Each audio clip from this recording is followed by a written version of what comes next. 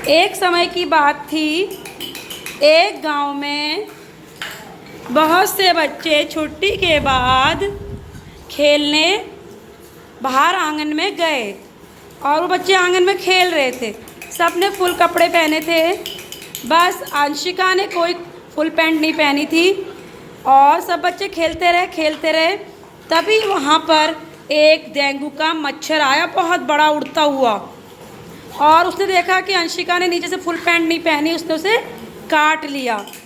और अंशिका खड़ी हुई तो फिर काट गया। अंशिका खड़ी हुई तो उसने फिर काट लिया मच्छर ने, क्योंकि उसने फुल पैंट नहीं पहनी थी। अब खेलने के बाद सारे बच्चे अपने अपने घर चले गए। शाम को जब अंशिका घर आई तो उसे बड़ी कमजोरी सी लगने लगी और वो बिना खाए सो गई। तुम ये मत कहो मच्छर ने। अब फिर उसकी मम्मी ने उसे उठाया, बोला बेटा उठो स्कूल जाओगी। जी मचला तुम लोग से बोलना क्या हो गया है, तभी बताएगी। ठंड लगती है, भूख नहीं लग रही, जी मचला रहा है और पेट भी खराब है।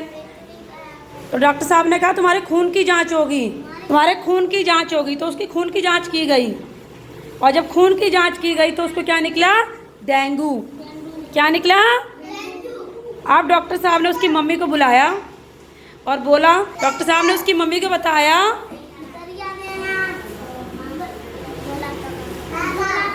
हाँ पपीते का रस देना, शाबाश, और खूब सारा दूध पिलाना और इसको दवाइयाँ भी खिलानी होगी। उसकी मम्मी ने कहा ठीक है। वो अपने घर ले गई और उसकी मम्मी ने उसकी खूब सेवा करी, उसे सब चीज़ खिलाया, पपीते का रस पिलाया, बकरी का दूध पिलाया, बहुत सेवा करी अपनी बेटी की। और धीरे धीरे उसकी बेटी ठीक हो गई और उठ के बैठ गई। फिर वो डॉक्टर के पास गई और डॉक्टर को धन्यवाद कह के आई। डॉक्टर को धन्यवाद कहा और लड़की डेंगू से सही हो गई। और उसके बाद बेटा अब तुम समझ गए कि हमेशा हमें फुल कपड़े पहनने चाहिए, घर के आसपास पानी नहीं जमा होने देना चाहिए, क्योंकि अगर ऐसा होता है तो डेंगू का मच्छर होगा और हमें काट लेगा, हमारी जान भी जा सकती है ना। तो घर में शाम को फुल कपड़े पहने, दोपहर में भी डेंगू का मच्छर कमर से ऊपर नहीं काटता, हमेशा फुल कपड़े होने चाहिए।